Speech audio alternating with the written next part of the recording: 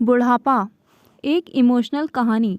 हर रोज़ की तरह दिनेश लाल जी अपने शाम के सैर सपाटे से लौट आए थे। वह अपने जूते उतार ही रहे थे कि बहू ने पूछा, बाबूजी आज हम पार्टी में जा रहे हैं, हम वहीं से खाकर आएंगे। आज रात के खाने में क्या खाएंगे बताइए।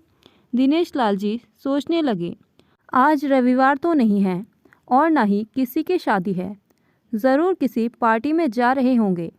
छोड़ो, मुझे क्या करना है इस उम्र में। अपने विचारों पर काबू करते हुए दिनेश लाल जी बोले, ऐसा करो बेटा, मेरे लिए 2 रोटियां बना दो, दूध के साथ रोटियां ही खाऊंगा। बहू तुरंत बोल उठी, बाबूजी सुबह ही जो बनाई थी उनमें से 2 रोटियां अभी भी बची हुई है। अगर आप बहू ने अपना वाक्य अधूरा ही रहने दिया, लेकिन दिनेश लाल जी अच्छी तरह समझ गए कि वह क्या कहना चाहती थी। सुबह की रोटियां खाई तो गैस हो जाएगा। सुबह भी बहू ने मसाले वाली सब्ज़ी ही बनाई थी, जिसके चलते अभी तक खट्टी डकारें आ रही हैं। और इस उम्र में पेट को संभालना मतलब किसी बिगड़े हुए बच्चे को संभालने से भी ज़्यादा कठिन काम। बाबूजी बहू से बोले, नहीं बेटा, इस उम्र में सुबह की रोटियां नहीं खा सकता, तुम्हें थोड़ी तकलीफ़ होगी, लेकिन मेरे लिए 2 ताज़ी रोटी बना दो। बहू को बहुत गुस्सा आया। वो गुस्से में ही बड़बड़ाते हुए उठी, अब 2 रोटियां बनाओ या 10 काम तो इतना ही बढ़ेगा। आटा गूंदो, रोटियां बनाओ, किचन और बर्तन साफ करो। इन्हें क्या है, इन्हें सिर्फ ऑर्डर देना है, काम तो मुझे करना पड़ता है ना। बस दिन रात इनकी ही सेवा करते रहो। बहू के बोल दिनेश लाल के कानों पर पड़ रहे थे। हे भगवान, सिर्फ 2 रोटियां बनाने में इतनी तकलीफ़। मैंने कोई 5 पकवान तो मांगे नहीं थे। उन्हें बहुत गुस्सा आ गया, लेकिन गुस्सा वहाँ किया जाता है जहाँ कोई सुनने वाला हो। उन्होंने अपना गुस्सा निगल लिया। अब तो उन्हें जितना जल्दी गुस्सा आता था, उसे जल्दी जला भी जाता था। लेकिन दिनेश लाल जी को अपनी पत्नी की बहुत याद आई। निर्मला के जीते उन पर कभी बासी रोटी खाने की नौबत नहीं आई थी।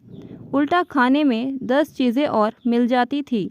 खाने के साथ मीठा, अचार, दही, छाछ, सलाद और पता नहीं क्या क्या। दिनेश जी को बहुत बुरा लग रहा था। रहने दो बहू, मैं सुबह की रोटी ही खा लूँगा। फिजूल में तुम्हें तकलीफ़ होगी, और वैसे भी तुम्हारे हाथों की रोटी बहुत मुलायम होती है।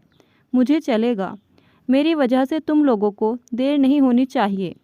बहू को तो सोने से पीला मिल गया।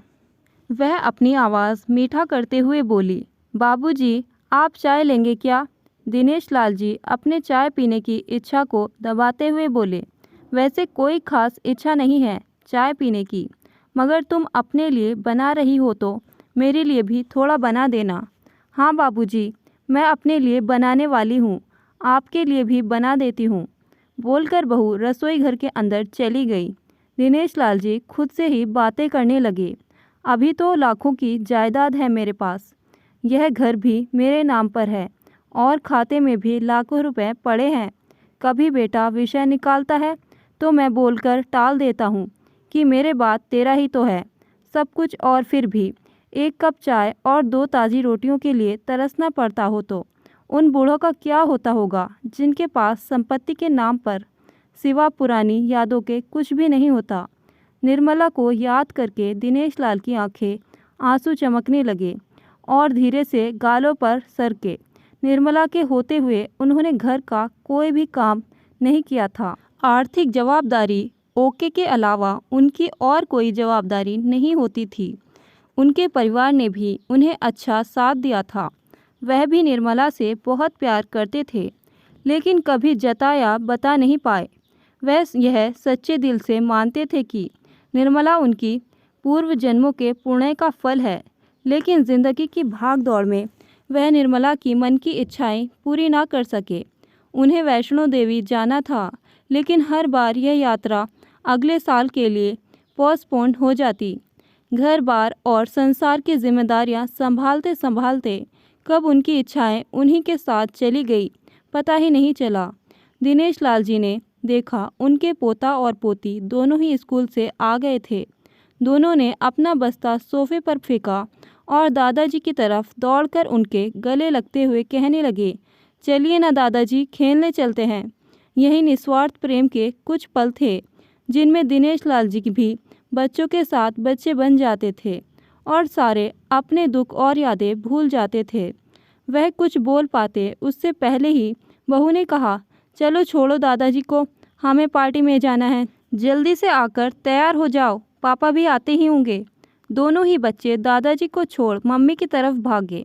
उनकी पोती 7 साल की थी और पोता 5 साल का था। दिनेश लाल जी अपनी सोच में डूबे हुए बालकनी की तरफ गए।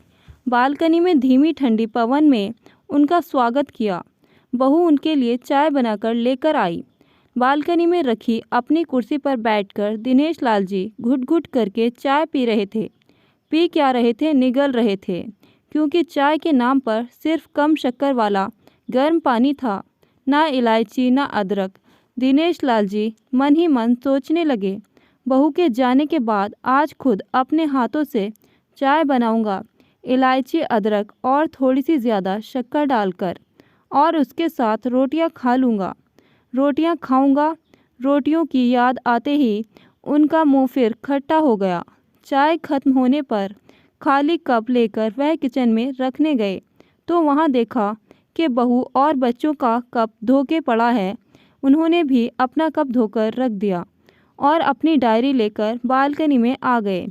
बालकनी में बैठे बैठे उनकी नज़र सूखी हुई तुलसी के पौधे पर गई। उन्होंने एक लोटा पानी लाकर उसमें डाल दिया। कुछ मिनटों बाद ध्यान से देखने पर उन्हें पता चला कि सूखे हुए तुलसी के पौधे में नई कोपले जैसे मुस्कुरा रही हो। उन्हें याद आया कि निर्मला हर सुबह तुलसी को पानी और शाम को दिया दिखाती थी। अब तो शाम को ना तुलसी को ना ही भगवान के मंदिर में दिया जलता है। पता नहीं कितने संस्कार, इतनी अच्छी आदतें निर्मला अपने साथ ले गई थी। दिनेश लाल आसमान की तरफ देखकर बोले, शकुंतला, मुझे और इस घर को अभी तुम्हारी ज़रूरत थी। तुम क्यों हमें छोड़कर चली गई? तुमने मुझे धोखा दिया। तुमने हमेशा साथ रहने का वचन तोड़ दिया। तुम मुझे अकेला छोड़कर चली गई। दिनेश लाल की आंखें भर आई। पापा, इतनी ठंडी हवाएं बह रही है और आप हैं कि बालकनी में बैठे हैं। अंदर आ जाइए, नहीं तो बीमार हो जाएंगे। बेटे ने दिनेश लाल जी से कहा। बेटा, बहू और पोता पोती सब तैयार होकर पार्टी के लिए निकल रहे थे। किसी ने झूठ मूठ भी मन रखने के लिए भी उनसे नहीं पूछा कि साथ चलिए। बाबा, आप खाना खाकर जल्दी सो जाइएगा, हमें आने में ज़रा देर हो जाएगी। ज़्यादा देर तक जागना आपकी सेहत के लिए अच्छा नहीं है। हमारे पास घर की दूसरी चाबी है, हमारी चिंता मत कीजिए। बेटे ने ही जाते हुए कहा। ऐसा बोल रहे हैं जैसे मेरी सेहत की बहुत फिक्र है। कितने दिनों से बोल रहा हूँ, डॉक्टर के पास ले चलो। बीपी बढ़ा हुआ है, शुगर भी चेक करवाना है। थोड़ा सा भी चलता हूँ तो हाँफने लगता हूँ। बेटा कहता है कि बुढ़ापे में यह सब तो होता ही है, ज़्यादा भ्रम मत पालिए।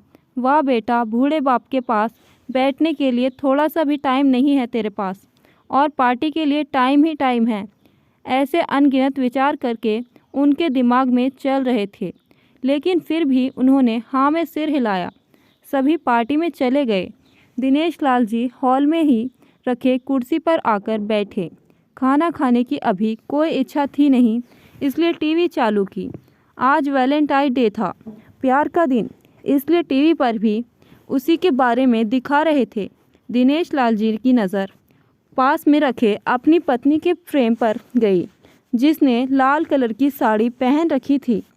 प्यार तो उन्होंने भी खूब किया था, निर्मला जी से पूरी ज़िंदगी किया था, जी जान से किया था, लेकिन कभी बोल नहीं पाए। टीवी पर दिखा रहे थे, लोगों ने लाल कपड़े पहन रखे थे। हाथों में लाल फूलों के गुच्छे लेकर वह ग्रीटिंग कार्ड्स की खरीदारी कर रहे थे। पता नहीं दिनेश लाल जी के मन में क्या आया, उन्होंने अपने पैसों का बंटवा लिया और निकल पड़े। निर्मला जी की याद में चलते चलते वो एक आइसक्रीम पार्लर के पास पहुँचे। उनको श्वास चढ़ गया था, उनके सांसों की गति तेज़ हो गई थी। आइसक्रीम पार्लर के पास एक कुर्सी पर वह आकर बैठे। तभी वहाँ एक छोटी बच्ची आई जो गुब्बारे बेच रही थी। बच्ची बोली, दादाजी गुब्बारे लोगे क्या? इतने ही बचे हैं, बिक जाएंगे तो जल्दी घर चली जाऊंगी। दिनेश लाल जी ने देखा 10-12 रंग बिरंगे गुब्बारे थे। उन्हें याद आया कि निर्मला जी को भी गुब्बारे बहुत पसंद थे, लेकिन अब गुब्बारे लेकर क्या करूं? उन्हें बच्ची की आंखों में सच्चाई और आशा दिखी। उन्होंने 200 रुपये दिए और सारे गुब्बारे खरीद लिए। उन्हें फिर से निर्मला जी की याद आई, क्योंकि वह भी घर से निकलते समय हमेशा थोड़े एक्स्ट्रा पैसे लेकर निकलती थी और किसी न किसी ज़रूरतमंद की मदद किया करती थी। कभी वो टोकते तो वह कहती, हमें भगवान ने लेने वालों के नहीं, देने वालों की लाइन में खड़ा किया है और थोड़े से रुपयों के बदले में लाखों की दुआएं मिलती है, तो मुझे टोका मत कीजिए। आंखों में आंसुओं के साथ दिनेश लाल जी खड़े हुए। रास्ते में बीचों बीच आए। उन्होंने आसमान की तरफ देखा, अपने हाथों में पकड़े गुब्बारे आसमान में छोड़ दिए और चिल्लाकर बोले, निर्मला, मैं तुमसे प्यार करता हूँ। उनसे सांसों की गति बढ़ गई। उनका शरीर लड़खड़ाया और ज़मीन पर धड़ से गिर पड़े। आसपास के लोगों को कुछ भी पता चल जाए उससे पहले ही दिनेश लाल जी ने इस मोह माया की दुनिया को अलविदा कह दिया। उन्हें अपनी पत्नी से मिलने की बहुत जल्दी थी। दोस्तों, कहानी अगर आपको अच्छी लगी हो तो चैनल को सब्सक्राइब करना ना भूलें। कहानी कैसी लगी कमेंट बॉक्स में ज़रूर बताएं। वीडियो को लाइक करें, शेयर करें। Thank you.